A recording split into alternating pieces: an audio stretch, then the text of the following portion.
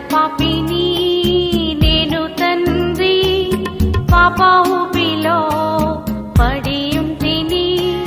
లేవనెత్తుము, శుద్ధి చేయుము, పొంద నిన్ను